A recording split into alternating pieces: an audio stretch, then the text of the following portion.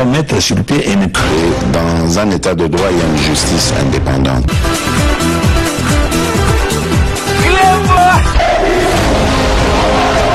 Ce n'est pas pour rien qu'il faut des conseils.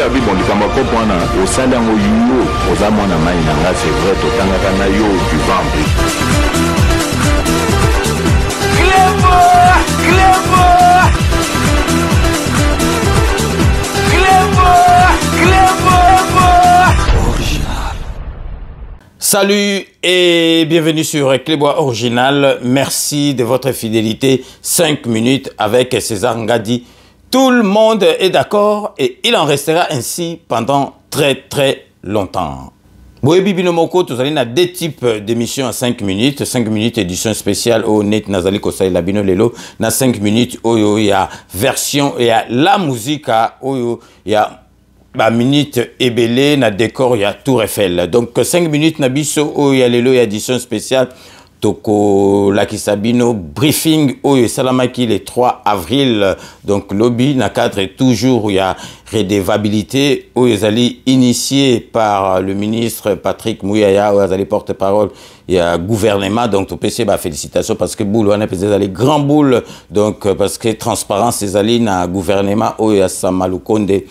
Il y a président de la République Nabiso Fati Beton Banda Azo pouvoir donc comment pensa que ministre aye Azolo Bamasolo Oyo Azo Sala Nakati il y a ministère nae ceux du campo ekui donc ba yewana ba bengi bato bazali intéressé bala ndandengi masolo et zali koleka na mboka na biso donc briefing Oyo ya lelo yo Patrick Mouyaya Zalaki Yemoko donc ministre Oyo ya information porte-parole à gouvernement à Lobelaki, donc Mo, il y a président de la République, la première réunion, il y a conseil des ministres, Oye Salamaki, après remaniement, il y a le 23 mars dernier, donc Zalaki, 92e conseil des ministres, mais première réunion, il y a conseil des ministres, Banda, remaniement et Salemaki, à Yaki, Koloba, Masolo, président de la République, à Lobelaki, Bangon et Bandé, Peba priorité, pour un gouvernement oyo boyebi vraiment qu'ils allaient gouvernement moko stratégique oyo bomonique donc mbemba azali na kati ya masolo asimbi défense caméra na kati ya économie kabulu mwana kabulu ba petit masolo oyo ya sport pour boyebi que sport et quoi qui vraiment nassé et puis boyebi ba ministre msubatika bango comme le cas la force tranquille Guy Lwandombo yo ministre d'État ministre aménagement du territoire Oyo Azali P, donc autorité morale, il y a parti politique AREP. Comme vous pouvez vous en douter, Masolo, il y a guerre à Est. Guerre à Est, c'est Azali ko Tungi Sabiso Makas, Boyebi présent, Oyo Azali ko Bunda. Pour na Masolo, guerre, Oyo Abundi, Oyo P Azali ko Bunda Neti présent, Félix Antoine Tshisekedi Azali T. À l'Obelaki, Makamba guerre à l'Est, et puis, bon, à l'Obelaki P, agression, Oyo. Il y a Ndeko Nabiso, il y a collègue Nabiso Bosembe. Ensuite, Atikaki, comme ils ont l'habitude, Atiki, journaliste, poser des questions les alaka vraiment pas préparé. Moutou, azalaka libre à poser des questions sur Lingi, Boebi que démocratie et comment Namboka Nabiso, liberté de presse et comment Namboka Nabiso. Donc, Masola Ndengwana, ils alaka vraiment Namboka Moussou, ils ont raté. Et on a vraiment tout Tiki Binosiko, Bolanda briefing, il y a le 3 avril, ministre d'information, ministre et à médias, porte-parole et à gouvernement, Patrick Mouyaya Asalaki devant presse. Donc restez connectés sur Clébois Original pour la suite de nos programmes.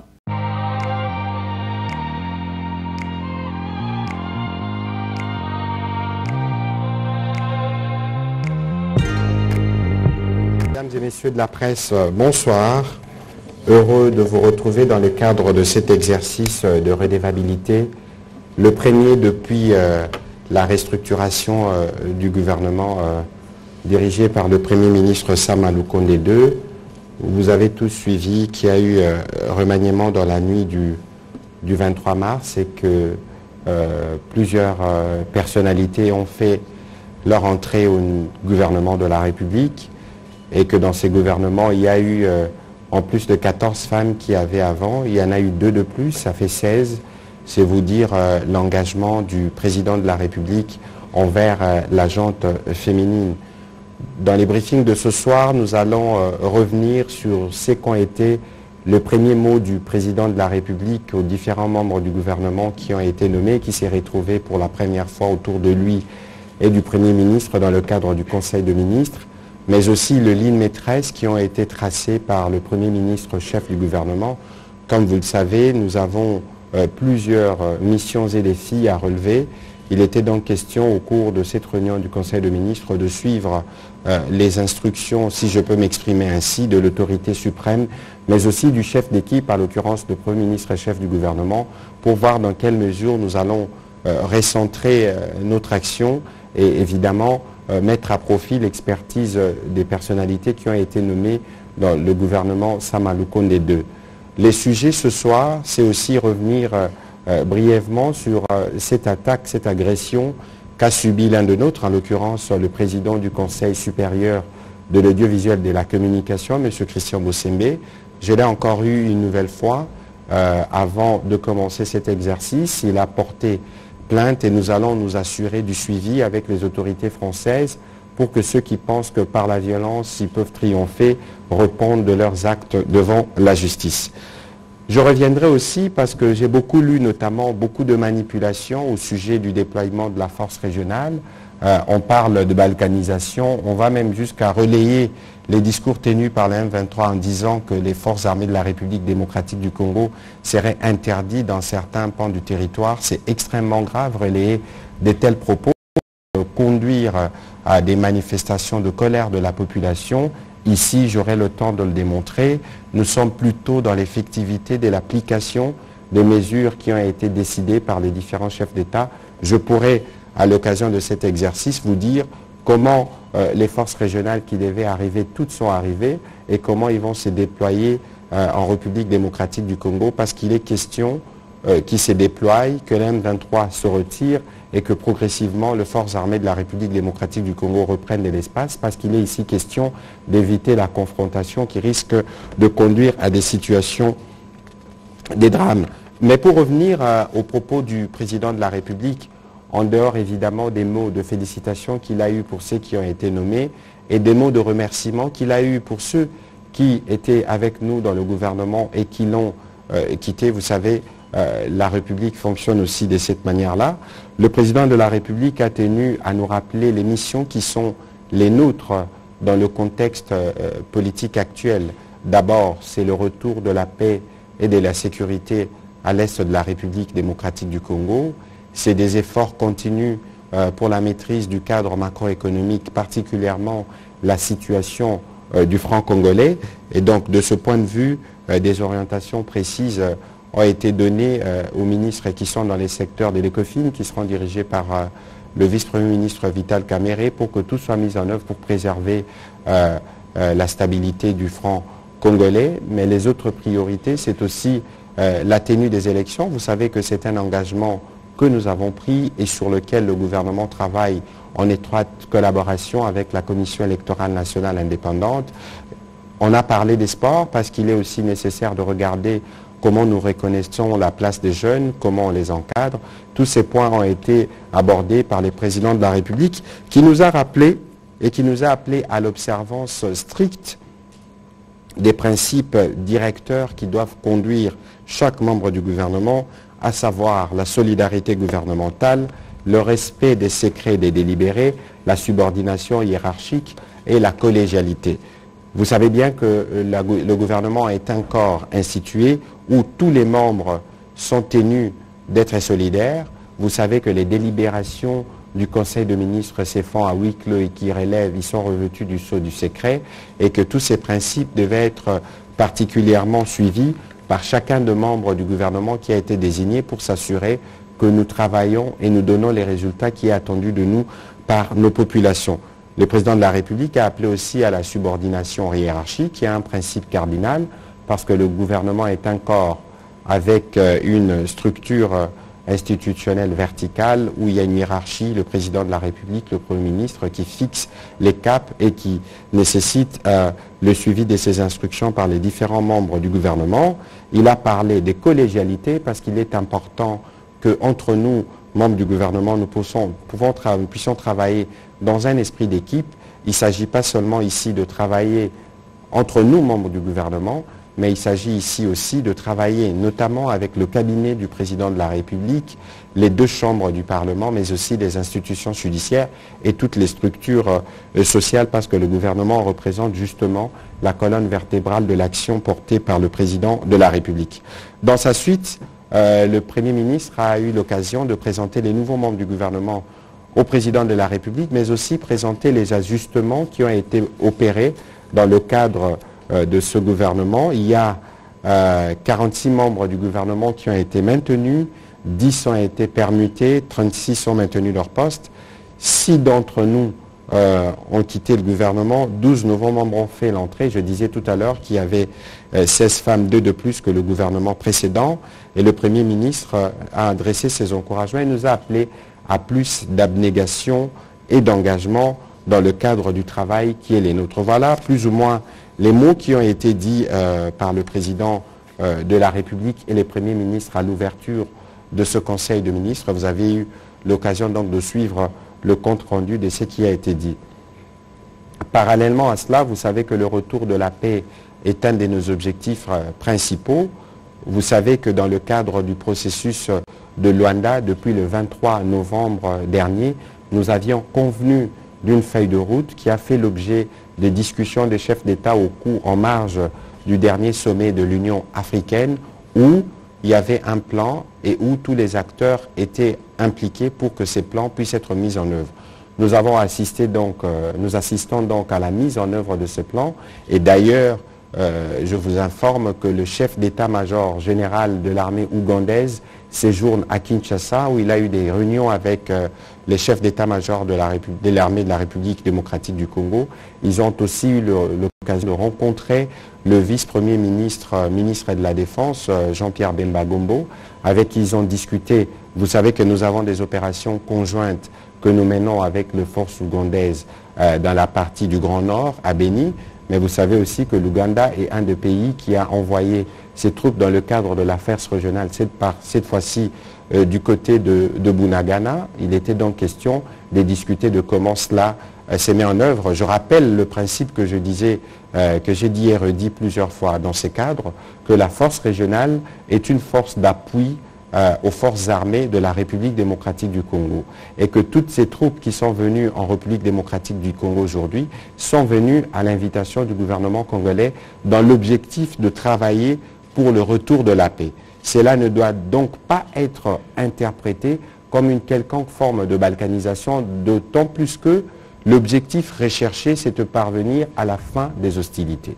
Dans les schémas qui a été convenu, le M23 qui a commencé progressivement à s'y retirer, va laisser de l'espace suivant les axes qui ont été prévus, notamment pour le contingent burundais dans les territoires de Massissi, vers Mushaki, Karuba, Kirolirwe, Kichanga ou Mweso, les contingents ougandais qui vont se déployer dans les territoires de Rutshuru, Bunagana, Tchengerero, Rwanguba, Matebe, Rutshuru Centre, Kiwanja, ou vers le pont Mabenga, et les contingents kenyans qui vont se déployer dans les territoires de Niragongo et Rutshuru, Kibati, Kibumba, Rugari et Rumangabo, et dans tous les territoires qui ont été listés, et les Sud-Soudanais se déploieront en colocalisation avec les contingents kenyans à Rumangabo et Katale. Et donc, conformément aux décisions qui ont été prises par les chefs d'état-major général qui se sont régulièrement vus sur le sujet, les forces armées de la République démocratique du Congo vont garder leur position actuelle jusqu'au retrait du M23 pour que progressivement ils puissent réoccuper les parties du territoire qui étaient jusqu'alors occupées par ces forces terroristes appuyées par le Rwanda. Voilà, en guise d'introduction à notre conversation de ce soir, je serai heureux de pouvoir répondre à votre question. Je voudrais remercier ceux d'entre vous qui ont bravé les soleils avec nous ce matin. On a fait un peu des gymnastiques. Nous étions à l'Université pédagogique nationale pour visiter les travaux qui s'y déroulent. Je pense que beaucoup d'entre vous se sont rendus compte de l'ampleur de travaux qui se font là-bas, parce que, vous savez, pour le gouvernement, la priorité dans ces secteurs, ce n'est pas seulement l'amélioration de conditions de vie des enseignants, mais c'est aussi l'amélioration de conditions d'enseignement. Et donc, à l'UPEN, les étudiants vont bénéficier des auditoires modernes avec une capacité d'accueil de home qui va dépasser les 6000 étudiants dans des conditions que vous pourrez voir dans les jours qui viennent ou dans les heures qui viennent, dans les pages que nous allons proposer quant à ceux. Et donc désormais, dans le cadre du travail qui est les nôtres, régulièrement, nous descendrons sur terrain. Pourquoi pas aller faire un briefing dans les bases où il est, parce qu'il est aussi question de briser l'enclavement ou les désenclavements, de libérer au plan de la communication les différentes provinces de la République démocratique du Congo. C'est bien pour cela que nous sommes là et que nous faisons cette redevabilité. Alors, à qui la première question? Madame Ekambo.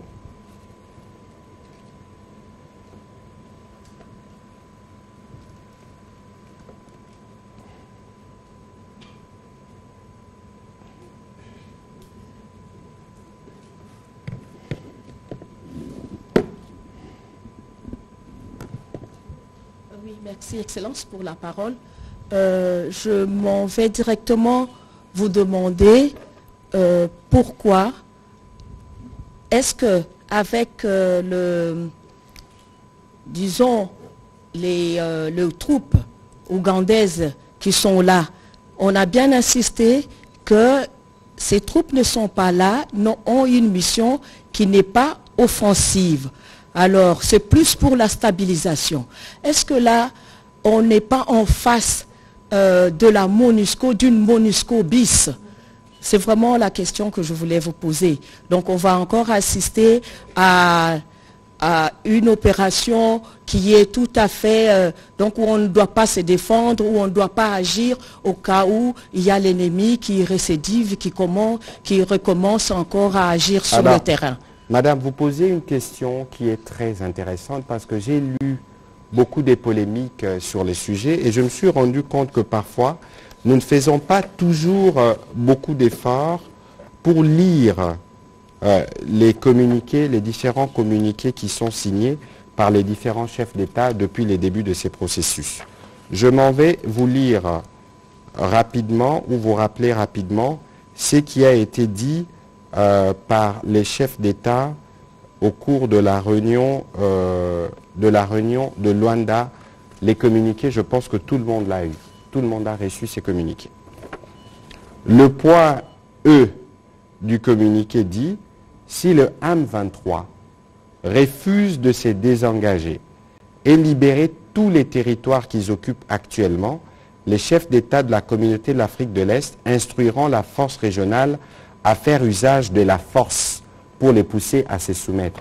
C'est noir sur blanc, c'est un document qui vous a été distribué et qui a été lu. Je vais aller plus loin, parce que j'ai suivi, quand j'étais en mission à Londres, que la présidente tanzanienne avait dit que la mission n'est pas offensive.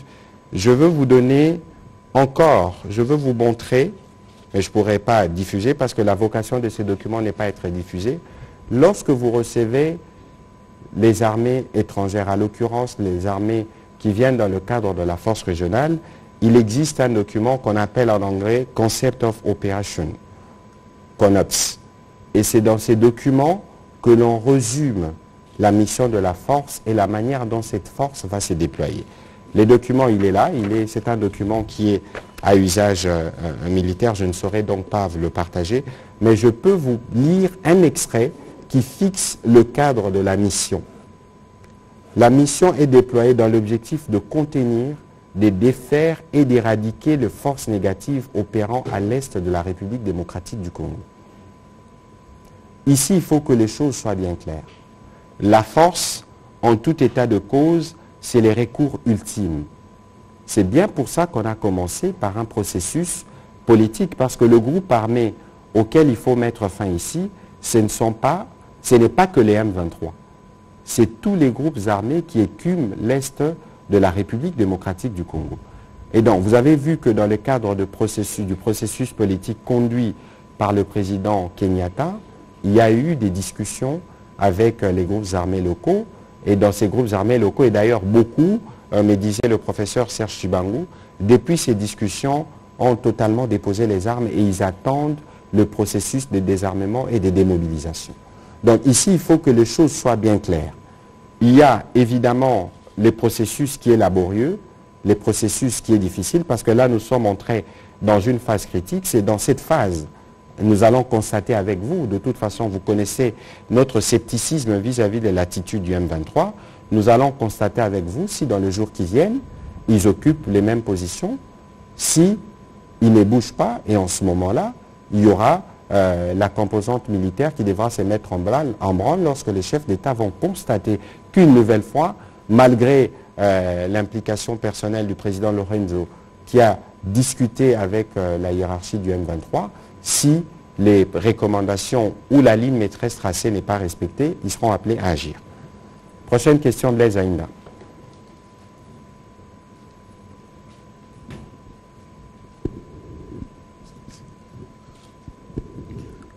Monsieur le ministre, qu'il me plaise d'abord de vous féliciter pour votre reconduction.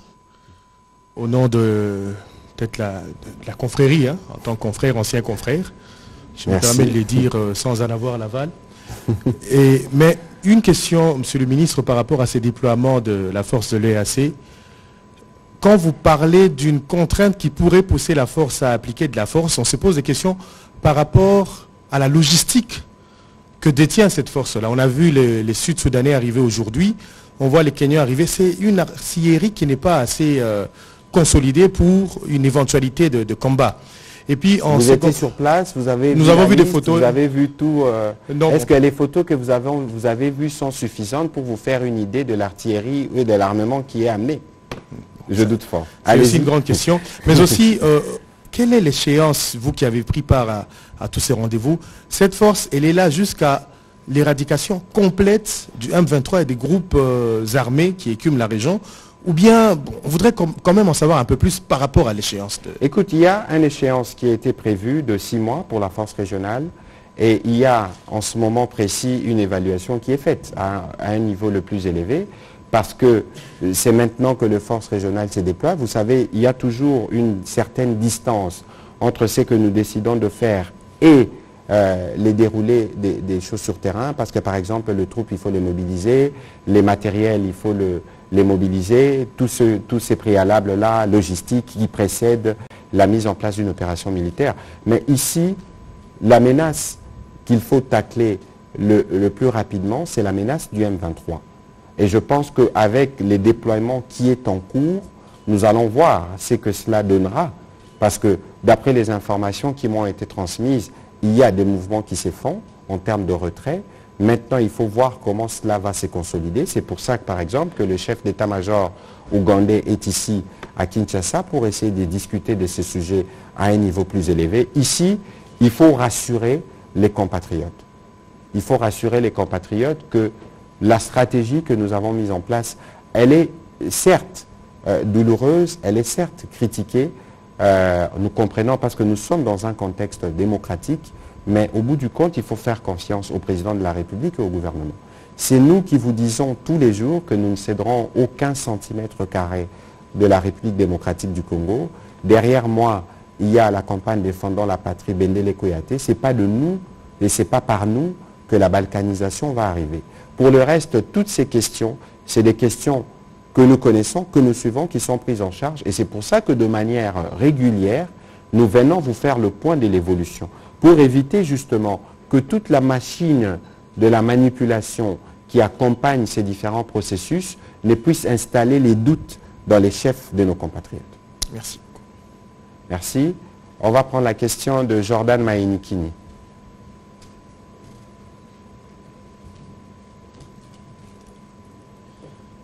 Merci pour la parole, Monsieur le Ministre. Les programmes 2021-2023 du gouvernement s'achèvent à la fin de cette année. J'aimerais savoir quelles sont les priorités pour les 8 mois qui restent. Et ces programmes du gouvernement avaient prévu d'atteindre 36 milliards à fin 2023. Pensez-vous être en mesure d'atteindre cet objectif à la fin de cet exercice budgétaire? Et puis une question subsidiaire, Monsieur le Ministre. Apparemment, le gouvernement reste impuissant face à la dépréciation du franc congolais, face au dollar américain. Et c'est depuis novembre 2022 que la monnaie nationale a amorcé sa dépréciation continue. Alors, j'aimerais savoir comment expliquez-vous cette impuissance du gouvernement et de la Banque mondiale? Plutôt Banque de centrale, la je vais Banque dire. centrale. Bon, écoutez, Oui. moi je ne suis pas tenté de vous suivre parce que lorsque vous parlez de cette dépréciation-là, il faut qu'on nous parlons d'économie, il faut qu'on soit en mesure de situer la marge.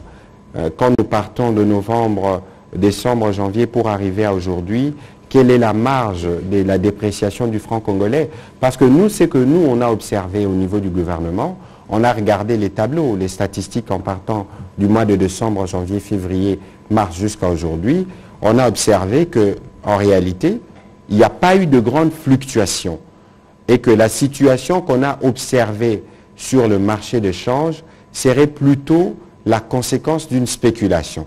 C'est pour ça que vous avez vu, lorsque nous nous sommes réunis autour du Premier ministre pour parler de ce sujet, on a pris la mesure de communiquer quotidiennement le taux de change. Pourquoi? Parce qu'il y avait des gens qui ont affiché, par exemple, que $1 valait 2500 francs congolais. Aujourd'hui, Jordan, si vous avez 10 $, est-ce que vous connaissez un cambiste qui va vous remettre 25 000 francs congolais? Ce serait bien si vous en connaissez un pour qu'on y arrive. Mais cela dit, il faut considérer que notre économie évolue dans un contexte international qui est assez perturbé par la guerre en Ukraine. Et donc, jusqu'à preuve du contraire, nous résistons plutôt bien et que sur la question du franc congolais, la gouverneure de la Banque centrale nous a encore fait le point dans ses conseils de ministres parce qu'elle était invitée pour qu'on aborde ces sujets. Il y a eu des éléments, des informations qui nous permettent de dire qu'il n'y a pas matière à inquiétude. Mais pour ce qui concerne les questions spécifiques, nous espérons que dans un prochain jour, nous pourrons accueillir la gouverneure de la Banque centrale ici, qui pourra mieux que moi vous expliquer techniquement. Je souhaiterais qu'à l'occasion, vous ayez des chiffres aussi pour étayer votre argumentaire, de sorte que lorsqu'on vous donnera la réponse, qu'on vous donne des réponses précises. Parce que l'objectif ici, c'est de rassurer le Congolais que nous veillons à préserver leur pouvoir d'achat. Et c'est l'une des recommandations principales, vous parlez des missions, que le président de la République a donné à notre gouvernement. Il faut regarder la question de la paix, la question de la sécurité, mais il faut aussi regarder les questions socio-économiques. Parce que c'est là que repose le quotidien de tout le monde. Et la question du franc congolais, c'est une question cruciale.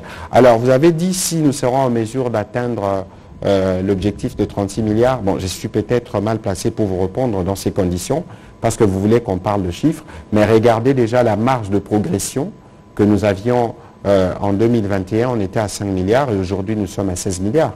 Peut-être que nous aurons l'occasion de rediscuter. Mais je lisais il y a quelques jours... je pense une tribune de l'ancien Premier ministre Muzito qui projetait que nous pourrons dans 10 ans atteindre le 165 milliards en budget si nous maintenons la stabilité actuelle.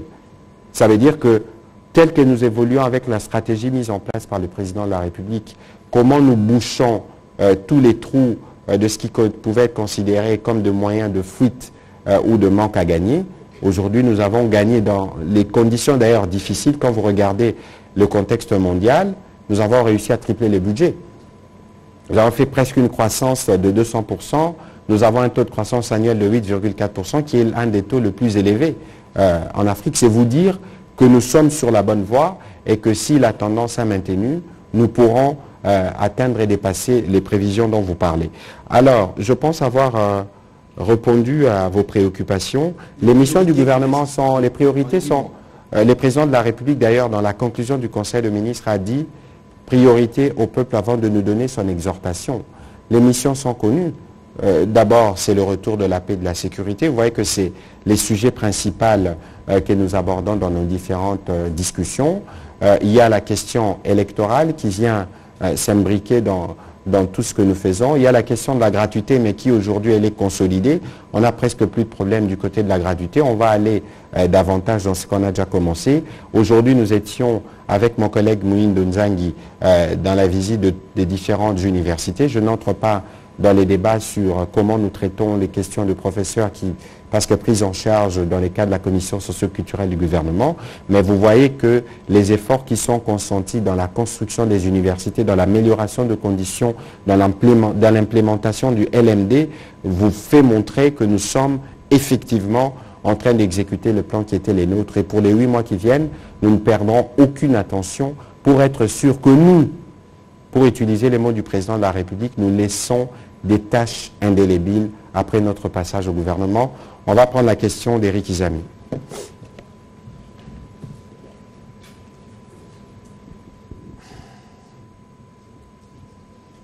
Félicitations, Excellence, pour la reconduction. Je joins ma voix à Blaise Aïnda qui en a parlé en premier. Et puis, merci pour les efforts fournis, parce qu'on a été sur le terrain, on a vu ce qui est en train d'être fait, notamment à l'UPN et à l'UNIKIN et ailleurs. Mais je voudrais quand même, Monsieur le ministre, piquer ma curiosité sur l'échéance quant à la récupération des partis un peu pacifiés par les pays frères qui sont venus par les FARDC. Que répondez-vous à ceux des Congolais qui pensent que jusque-là, apparemment, seul l'Angola a eu les cutus de son Parlement comme pour venir en frère, nous venir en aide, comparé aux autres, notamment les Ougandais, les Sud-Soudanais ou les Burundais. Deuxième question, Excellence, Monsieur le Ministre, nous sommes à 9 mois de l'organisation des élections générales en RDC. C'est un rendez-vous important. Nous avons 26 enfants, dont 200 malades. Le Nord Kivu et l'Ituri. Ce n'est pas toute la province du Nord Kivu. Nous avons Nyiragongo, Massissi et un peu... Nyiragongo, Massissi, Rutshuru. Rutshuru. Pour l'Ituri, nous avons Mahagi, Irumu, un peu Djougou. Que faisons-nous? Nous allons aux élections avec les partis où il y a la paix, ou on va laisser ces frères-là attendre, ou on commence d'abord par vouloir pacifier l'ensemble du territoire national qui est la circonscription électorale du président de la République, et puis on va aller aux élections. Bon, écoutez, même si c'est là, on va dépasser je crois les délais. qu'il y a des engagements démocratiques que nous avons pris et que nous tenons à respecter. Souvenez-vous de la réponse que le président de la République a donnée à l'occasion de l'interview qu'il a accordée avec le président Macron. Il avait dit au président Macron que l'appui que vous allez envoyer doit servir à permettre à nos compatriotes de retourner dans leur logis de départ. C'est vous dire que pour nous, nous travaillons et nous sommes optimistes que nous pourrons faire retourner nos compatriotes dans leur milieu d'origine pour qu'ils puissent voter à partir de là-bas. Mais entre-temps, ce n'est pas parce qu'ils sont déplacés aujourd'hui qu'ils ont perdu leurs droits. La CENI posait la question à M. Denis Kadima, il vous dira que ces équipes sont en train d'enrôler, y compris dans le camp des déplacés. C'est vous dire qu'au-delà des difficultés d'ordre sécuritaire que nous avons, nous voulons tenir les objectifs électoraux et nous pensons qu'avec les progrès que nous aurons sur le plan sécuritaire, nous pourrons organiser des élections dans ces parties du pays. Il faut observer, parce que je vous ai dit tout à l'heure, notre scepticisme, autant nous les sommes, autant nous croyons que la stratégie que nous avons prise peut nous permettre de régler la question. Vous avez parlé de l'Angola qui s'est prononcé avec le Parlement. Ici, vous avez le rapport du Parlement kényan. Parce qu'ici, je constate malheureusement que nous tous, nous aimons parler des sujets d'actualité, mais nous n'allons pas en profondeur. Nous ne creusons pas toujours pour aller voir ce qui s'est dit, ce qui s'est trame, et nous nous limitons parfois dans l'immédiateté des réseaux sociaux. Et lorsque vous suivez ce qui se passe dans les réseaux sociaux, tout de suite, vous tombez dans la manipulation. Nous avons adhéré à la communauté de l'Afrique de l'Est parce que ce que nous apportons à la communauté d'Afrique de l'Est, c'est les plus grands marchés de la région. Mais tout le monde sait qu'en République démocratique du Congo, il y a des problèmes sécuritaires qu'il faut régler. Encore que le problème sécuritaire que nous avons en République démocratique du Congo ne relève pas que de nous. Par exemple, il y a des groupes armés étrangers comme les ADF, groupes terroristes, comme les FDLR, les Rwandais, ou comme les Red Tabara, les Burundais. Et donc c'est en accord et en conformité aux engagements pris avec les différents chefs d'État dans le cadre de cette sous-région que nous sommes en train de travailler aujourd'hui avec la force régionale. Et donc il serait peut-être souhaitable pour nous de regarder parce que il y a un processus qui a commencé, le retrait doit se faire, c'est un processus sensible qui a des armes, on prépare des désarmements et de cantonnement à Sabignon et nous allons voir ce que cela sera. De toute évidence, nous pourrons revenir à tout moment et pourquoi pas avec le vice-premier ministre, ministre de la Défense pour qu'en ce moment-là lui-même puisse donner un certain nombre d'informations sur les processus qui sont en cours, mais il faudrait bien qu'il y ait des éléments suffisamment pour que nous soyons en mesure de parler de cette question en profondeur parce qu'il y a des aspects qui relèvent de la stratégie. Voilà, on va prendre la prochaine question de Patrick Lacoué.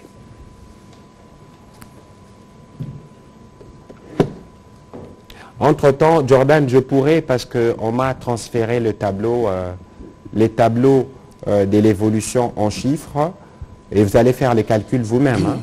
En 2019, nous étions à 5,7 milliards. Même chose 2020. En 2021, on était à 8 milliards. En 2022, on était à 11 milliards. Et en 2023, nous sommes à 16,8 milliards. Donc si nous calculons bien, on est à 11 milliards, 19 milliards, 30 milliards, on est à 46 milliards. J'espère que vous allez faire le calcul un peu plus précis là où vous êtes. Comme ça, nous serons en mesure d'avoir les chiffres qui pourra évidemment vous montrer qu'il y a une progression. Je vois Faustin derrière vous, il est économiste, il pourra peut-être vous en dire davantage. Patrick Lacoué, allons-y. Merci, Excellence. Je serai un peu sur un autre terrain qui n'est pas politique, c'est plus diplomatique et sportif et culturel.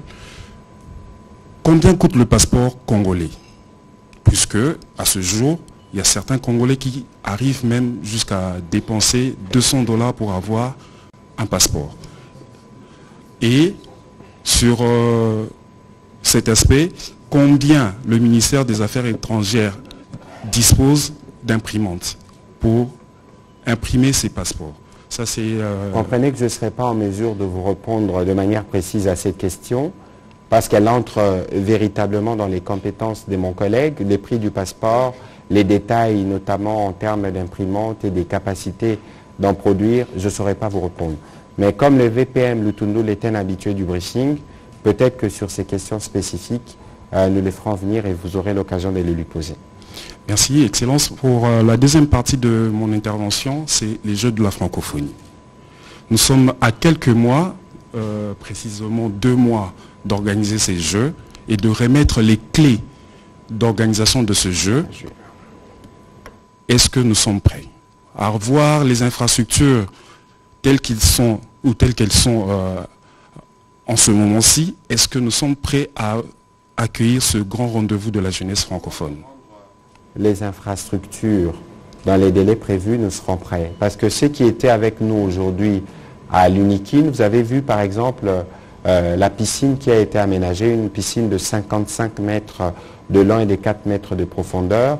Vous avez vu que les homes qui serviront des chambres sont presque prêts, parce qu'il y a même des lits qui sont déjà en train d'être placés. Il reste des petites questions des tuyauteries et de la finalisation de canalisation. Je pense que dans les délais attendus, nous serons prêts pour accueillir ces grands rendez-vous. Il faut vous souvenir qu'il y a quelques jours, le Premier ministre au Palais du Peuple a lancé, a dévoilé les logos des Jeux Massano. Vous avez vu qu'il y avait récemment l'équipe de Lilian Thuram. Et même ici à la télévision nationale, nous nous activons parce que la RTNC sera les diffuseurs hôtes pour que nous puissions être prêts à ces grands rendez-vous. Je pense que dans cet ordre-là, je devais d'ailleurs ce soir avoir une réunion, être associé à la réunion que préside le Premier ministre en ce moment pour aborder les sujets justement. Je pense que dans les jours qui viennent, on pourra organiser un briefing spécifique sur la question de l'organisation de la francophonie. Mais avant cela, je voudrais qu'on aille sur le terrain nous tous pour que nous puissions voir les sites qui ont été choisis, comment ils évoluent, parler aux entrepreneurs et voir dans quelle mesure on pourra en ce moment-là dire si nous serons prêts ou pas. Mais nous pensons que nous relèverons les défis comme nous avons relevé les défis de l'arrivée du pape en République démocratique du Congo. Merci. Ok, prochaine question, Béléchi.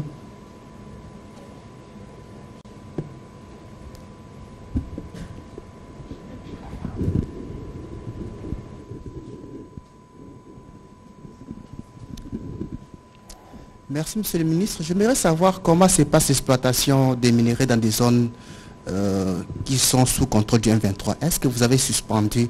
Parce qu'on craint qu'on continue l'exploitation et les minerais vont ailleurs. C'est ça ma préoccupation. Bon, écoutez, vous revenez encore sur une question spécifique. De toute façon, je veux vous donner une réponse satisfaisante dans les jours qui viennent parce que je suis en train de travailler à produire les 2e tomes du livre blanc qui va se focaliser sur l'exploitation et les raisons économiques de cette guerre. En ce moment-là, on pourra vous dire, mais je me référerai à ma collègue de mine pour savoir qu'est-ce qui est mis en place pour que cette question puisse être réglée. De toute évidence, ici, il y a une volonté claire pour nous. Nos minerais, il faut les tracer. Nos minerais, il faut les authentifier. Mon collègue Nicolas Kazadi, de passage à une conférence à Lausanne, a dit que nous avons que le Rwanda aurait engrangé $1 milliard, parce que de toute façon, les minerais qui sortent de cette partie du pays transitent par les Rwandais et qu'ils prélèvent des pourcentages dessus. Vous avez vu qu'on a lancé le processus de primaire à gold. Dans la partie du Sud Kivu, nous travaillons à la traçabilité de minerais qui sont produits par là.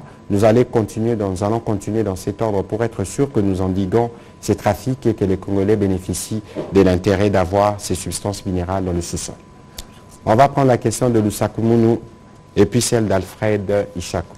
Alfred, d'Environ News.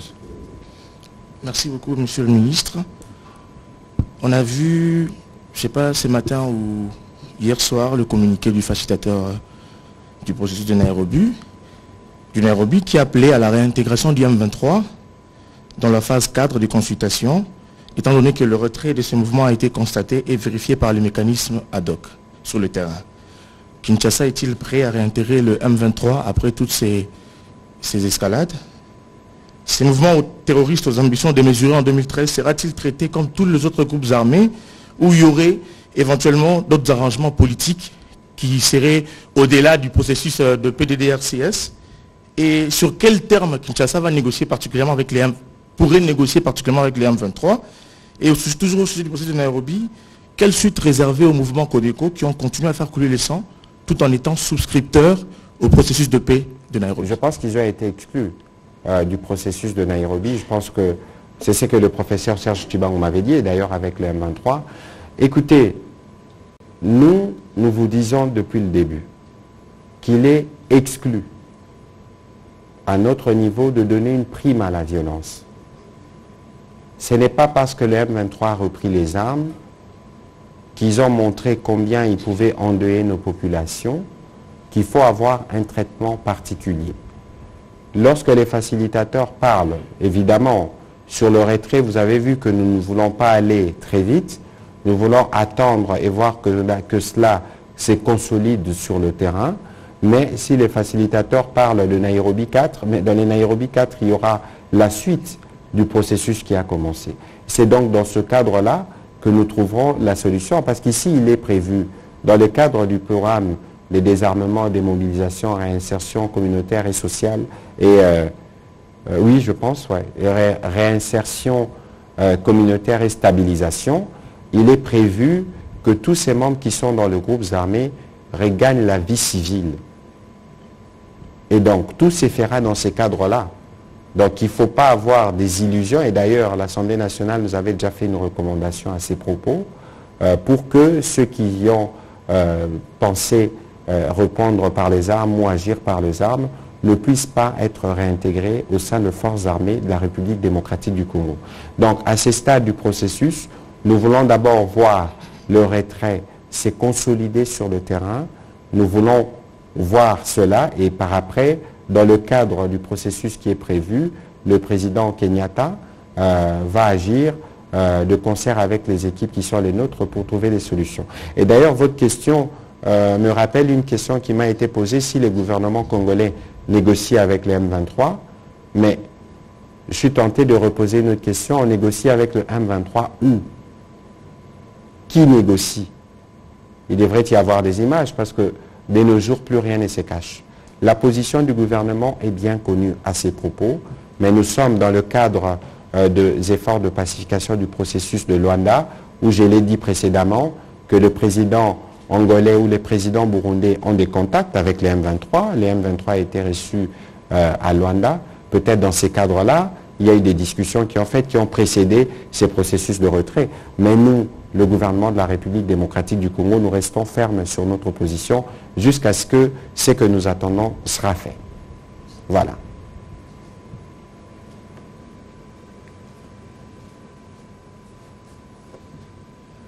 Merci beaucoup, monsieur le ministre. Je voudrais poser la question de savoir, les chefs de l'État avaient lancé le programme 1 milliard d'arbres à l'horizon 2023. Monsieur l'Environnement. Oui. Alors, je voudrais savoir où est-ce que nous en sommes. Nous n'en avons pas parlé dans les briefings, dans le conseil de ministres de vendredi. Et donc, c'est clair que ma collègue Bazaïba sera plus outillée pour vous dire où est-ce que nous en sommes. Mais tout ce que je peux vous rappeler, c'est que la République démocratique du Congo, c'est un pays solution qui a pris des engagements en matière de climat et dans le cadre de notre CDN, nous allons travailler. Je ne saurais pas vous faire l'évaluation maintenant, vous dire si on a planté 1 million, 200 millions ou 300 millions d'arbres, suivant ce qui avait été dit. Merci. Merci, Faustin Kodiasala.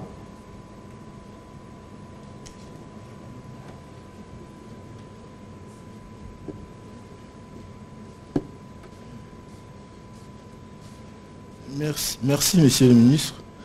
Je voulais juste revenir, c'est vrai que quand on parle situation sécuritaire, on est plus porté vers ce qui se passe à l'Est.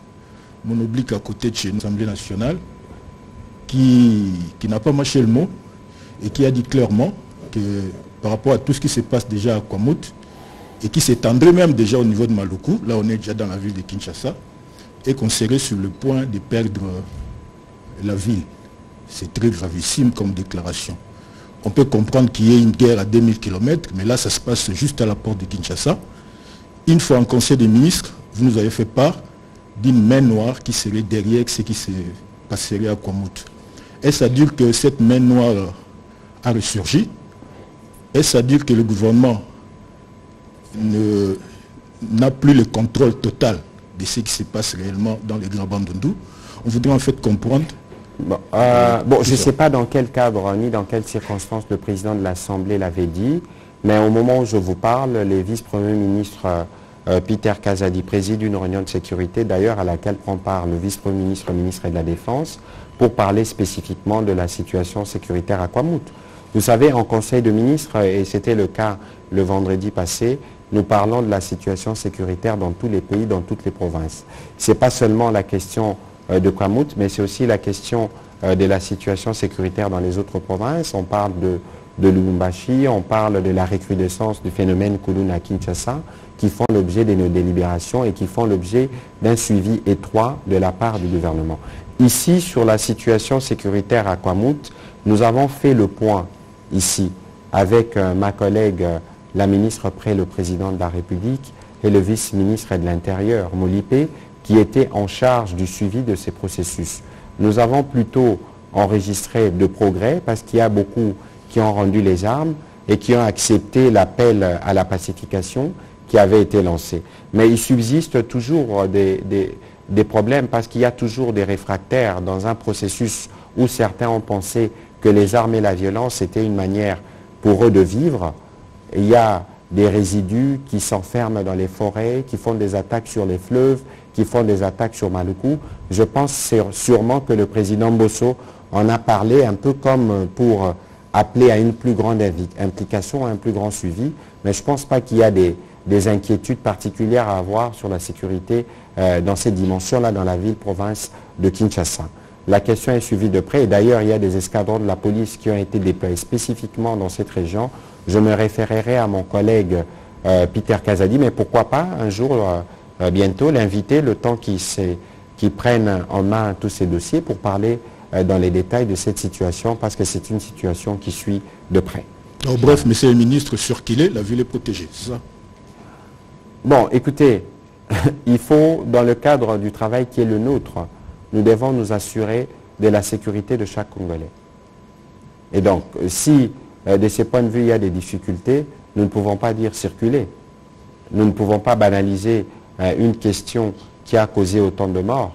Nous ne pouvons pas banaliser un sujet qui a handicapé ou qui a occasionné des difficultés, par exemple, pour l'enrôlement des électeurs. Vous savez que sur ces sujets-là, il y a des procès. Il y a l'auditeur général nous avait fait le point. Il y a plusieurs officiers supérieurs qui ont été arrêtés sur la base des informations qui sont revenues de ce côté-là. Les moments venus, il était d'ailleurs prévu que nous fassions de chambres foraines pour que, pour l'exemple, tout le monde soit édifié parce que nous pensons que c'est la justice qui permettra aussi d'empêcher la survenance d'autres problèmes. On va prendre la question de Clément Mwamba et puis nous allons vers l'atterrissage avec la question en Lingala. Merci pour la parole, monsieur le ministre. Ma préoccupation, c'est celle de savoir, il a été établi dans un rapport du groupe d'experts des Nations Unies que l'Ouganda avait également servi de base arrière au M23. Mais nous avons vu dans l'arrivée des éléments de la force régionale, l'armée ougandaise arriver. Qu'est-ce qui fait que le gouvernement congolais continue de faire confiance à l'armée ougandaise alors qu'il a été établi qu'il y a eu aussi collaboration entre l'Ouganda et le M23? Bon, écoutez, il y a des difficultés évidemment sur ces sujets-là, parce que lorsque vous regardez par exemple les tweets du fils du président Museveni, ça ne concerne pas que la RDC, hein, ça concerne les Kenyans. On sent qu'il y a une forme de comment dire, des doubles, je ne sais pas, centres d'instruction, etc. Mais je vous ai dit tout à l'heure que le chef d'état-major de l'armée ougandaise est à Kinshasa. Il était là depuis hier et demain, je pense qu'il y aura des visites à Beni parce que, je les renseigne d'ailleurs quelquefois dans mes comptes rendus, il y a des militaires ougandais qui meurent au Congo dans la lutte contre les ADF. Ici, nous ne voulons pas aller dans des considérations pour dire est-ce qu'il y a la confiance ou pas, mais ici il y a des objectifs dans lesquels nous sommes engagés. Il y a des objectifs qui sont ceux de combattre les ADF et de ces points de vue, nous connaissons de progrès. La difficulté lorsque vous combattez des terroristes comme les ADF, c'est que lorsque vous connaissez des progrès, ils viennent en représailles en s'attaquant à des paisibles populations et lorsqu'ils commettent ces massacres, ces crimes odieux, ils s'assurent d'en faire une large publicité. Et comme par malheur, ils trouvent toujours de relais sur les réseaux sociaux. Sur les processus de la force régionale, évidemment, il y a des par l'attitude, il y a des appréhensions à notre niveau, mais ici, il y a des engagements qui ont été pris au niveau régional et que chaque pays doit s'assurer de sa part de responsabilité. Je pense que toutes ces questions ont figuré dans l'agenda des discussions entre les deux chefs d'état-major généraux, parce qu'il est question de dissiper toute forme de malentendu pour nous assurer que nous atteignons l'objectif principal qui est celui de combattre les ADF d'une part et celui de s'assurer que l'Ouganda assume sa mission dans le cadre de la force régionale pour le retour de la paix dans la partie est de la RDC. Voilà, on va prendre la question. Allez-y, venez, notre ami de la prospérité. Patrice Boto, ce sera au prochain briefing, sûrement mercredi. J'ai vu Gustave Kalenga nous gêne pour la première fois. Ce sera aussi au prochain briefing, sauf s'il y a une question qui vous pince. Patrick, venez. Les deux doyens caïmans commenceront, si je peux me permettre, les questions au briefing prochain. Fabrice, on va terminer avec vous en lingala. Allez-y. Merci beaucoup, Excellence, pour la parole. Gloire Féfère et je rappelle les noms. Une petite question d'actualité en rapport avec la journée du 6. Nous avons vu le communiqué circuler. Juste une précision là-dessus. Ça sera férié ou non? Ce sera férié. Je pense qu'il y a une ordonnance qui a été prise. Et c'est une ordonnance qui a été discutée déjà en Conseil de ministres il y a plusieurs mois, parce que le président de la République s'y était engagé. Vous savez ce que représente pour nous le prophète Simon Kimbangu. Et je pense que c'est une journée qui est méritée pour toute la communauté kimbanguiste et pour ses dignes fils d'Afrique. Donc je peux confirmer cela. Merci.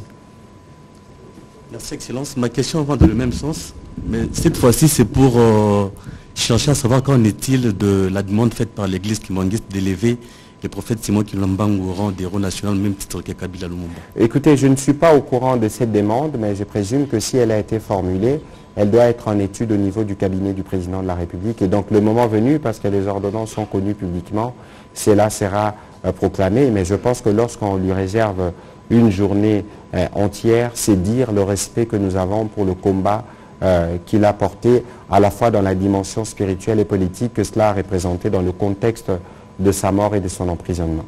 Merci. Voilà, on va terminer avec Fabrice sur les questions en lingala. Matoni mingi molobeli ya mbulamatari ekolo Congo démocratique mwana mboka Patrick Muyaya mituna ezali mwa misato na lombango komuna mampinga ya EAC na monela ekolo Congo démocratique kosala obeba selfie na ba mampinga mususu ya Uganda elingi kolakisa message d'une oba kopesa olobi EAC na Uganda pardon na ba M23 que ça la selfie surtout porte-parole na bango ou à lobby que tango ba ko tika bisika o ba botoraki soki mampinga ya RDC ba meki ko pusana ba longo na position na bango, c'est-à-dire ba ko attaquer bango politique nini o bino botier en place pour contrôler pe mampinga oyo bauti na bikolo mususu pour koya ko sunga mampinga ya RDC. D'abord avant opesa motuna no mususu na kokata na mokuse po aneza makamba lokuta. Il faut koyeba ke ba mapinga onyo su ba yendenge na limbolaka awa. Ba ye ko appuyer ba force ya biso. Comment yo koki ko concevoir nga na invité o nanda kunanga yo pekisanga kokota nanda kunanga. Oyo tozo luka lelo, tozo luka kimia. Lelo biso ba force na biso bazo bundana banani. Bazo bundana ba M23 RDF. Ba mapinga o baye balobi biso tokoya tokozala liboso na bango to soki to progresser bango ba se retirer bino mapinga ya Congo boye pona osala musalo ya bino. Parce que soki to tie mapinga na biso na ba wana liboso to beta na masasi. Yangonde déjà situation oyo to lingi ko régler.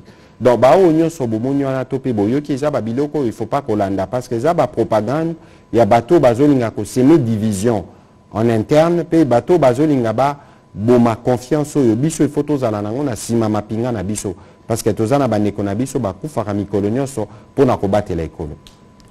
Mopelengano nini oyo bino bokotia na misala pona ko bete lokutu et na bino bakonzi ya Congo démocratique kosala soni pona kokitisa mokonzi moko ba beti lokutu na baimboka na ye et na ekolo ya bapaya. Eza makambo soni.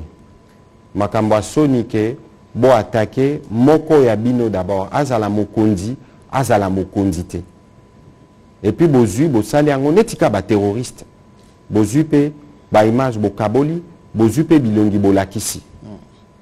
Biso tolobi na solo la kina ndeko bosembe lobi na soli nepe lelo apporta ki plainte na loba ki soki bolanda ki lobi ke to retravailler na ba autorité française parce que to sipe to tuni bango ba yebi pe kawana to ko sala suivi po ba oyo ba la kisi ke ba koki ko braver à la fois l'état congolais na l'état français ba juger bango pour l'exemple parce que to be banana biso ke yoza gauche ngana za droite mais to simba na nzoto te parce que message ya violence wana bazo pesa ba conséquence o ekoye la bango ekoleka même oyo ampleur ya ba acte o ba poser donc owana il faut ezala clair tout ça la opposition na biso tout soit na biso mais ko simba na nzoto pe ko mema humiliation ndenge balinga ki ba humilier ndeko bosembe eza mabe makasi et puis bato nyonso bazolanda biso ba compatriotes nyonso bazolanda il faut ba dénoncer ba attitude wana président Tshisekedi ali awa toza na contexte démocratique biso awa kutu na Kinshasa loko nini ba lo barate awa président Tshisekedi azali awa batu ba critiquer awa na Kinshasa ba biso ato critiquer na est-ce que pour autant tozoaka non to bito beta tel message au nini bango baninga ki ba passer na mokili parce que nazote ka secrétaire mokolo président Macron ayaki na bandal nakendaki na ye na aéroport président Macron atunaki nga na mutuka alobi pona nini ba congolais ya poto bazaka violent na bise ba congolais na poto bazaka violente eza groupe moko ya batu mikie parce que soki botali bango bakoki pe 50 te ata baza 50 mais baza représentatif ya ba congolais nyonso oyo bazalaka na poto te na lobi soki basalaka violence eza po bino botikaka bango.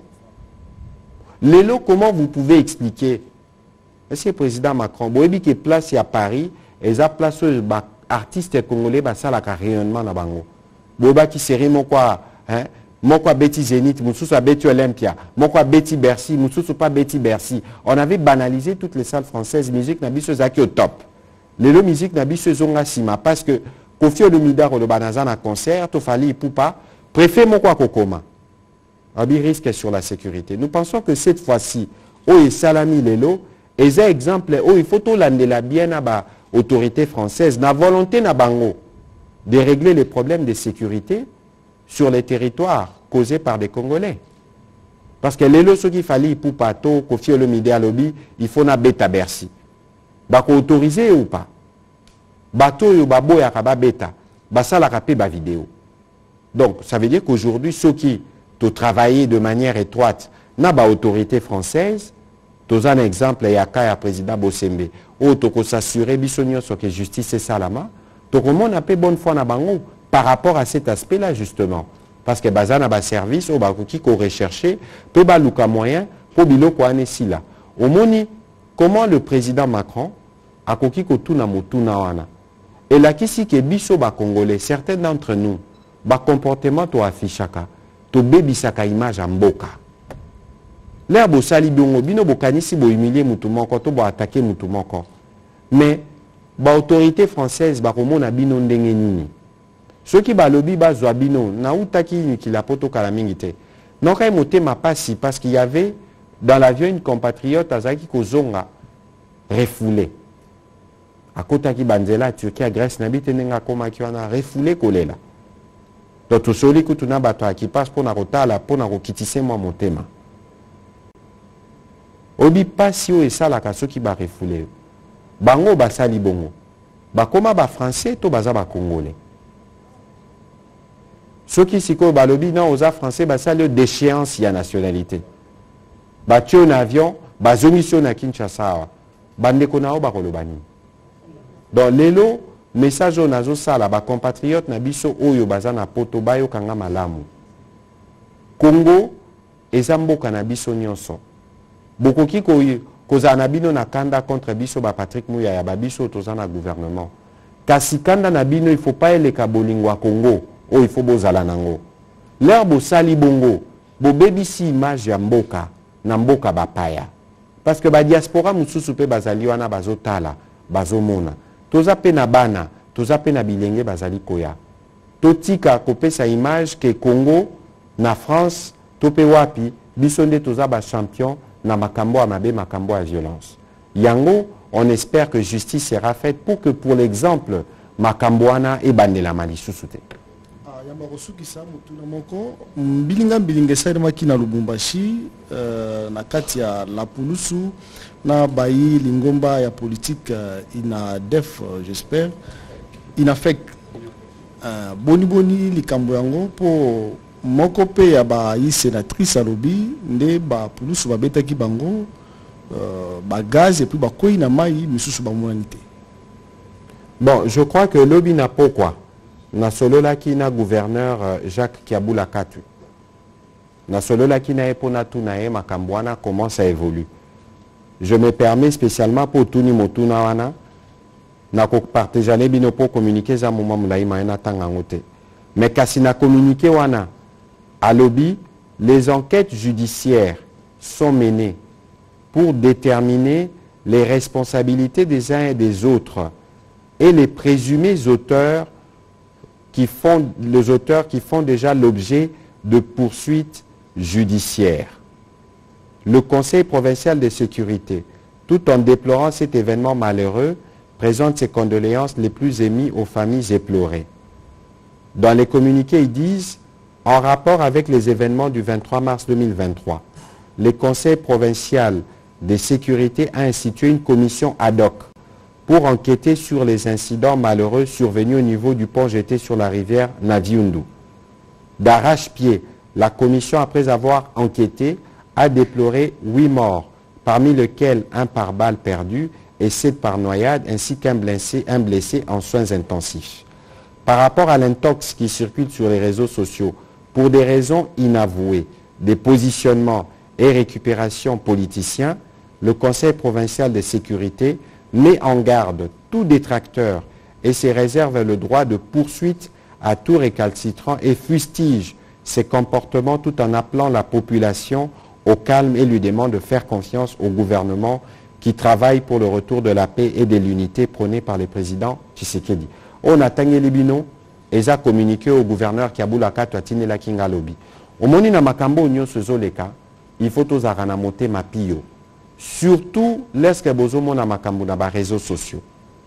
Pour na ba réseaux sociaux, bon on a rappelé ba montage et salamaka. Je ne dis pas que Zaka pour na makambo et l'équipe parce que na mon équipe reportage moko il y a RTNC à ces sujets-là. C'est pour vous dire que Bissolaire tozo sala ba briefing de manière régulière. C'est parce que nous voulons que vous puissiez être nos alliés pour donner la bonne information. Parce que lorsque vous ne donnez pas une bonne information, elle peut avoir des conséquences sur la sécurité et sur le bien-être de toute la communauté. Nous, comme gouvernement, on a pris l'engagement de combattre vigoureusement les fake news, nous les faisons avec vous et d'ailleurs bientôt avec mon collègue du numérique. On va établir des contacts, c'est déjà d'ailleurs en cours, naba responsable à Twitter, Facebook, topé YouTube, pour s'assurer que les réseaux sociaux ont ma modération. Discours, il y a haine, bilo quoi violence, bilo quoi lokuta, tout dénonce pour que progressivement nous puissions nous protéger et protéger nos enfants. Voilà, c'est sur cette note qu'on va terminer l'exercice de ce jour. Nous allons revenir dans le meilleur délai pour aborder d'autres sujets d'importance capitale. Mais ici, je tiens à vous rappeler encore une fois la détermination et l'engagement du président de la République et de tout le gouvernement de ramener la paix et la sécurité à l'est de la République démocratique du Congo. Tout ce qui s'est fait pour le moment à l'est de la RDC concourt dans le cadre de cet objectif et le président de la République qui a lui pris le pari de protéger chaque centimètre carré de notre territoire national, y veille. Ne vous laissez pas entraîner par des campagnes de manipulation qui circulent sur les réseaux sociaux. Il n'est aucunement possible d'interdire aux forces armées de la République démocratique du Congo de faire leur travail sur les territoires de la République démocratique du Congo. Je vous remercie et vous souhaite une très bonne soirée.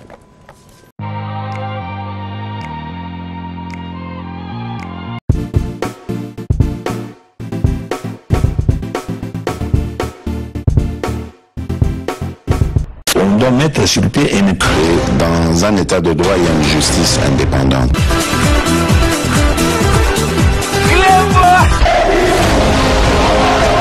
Ce n'est pas pour rien qu'il faut des conseils. C'est vrai,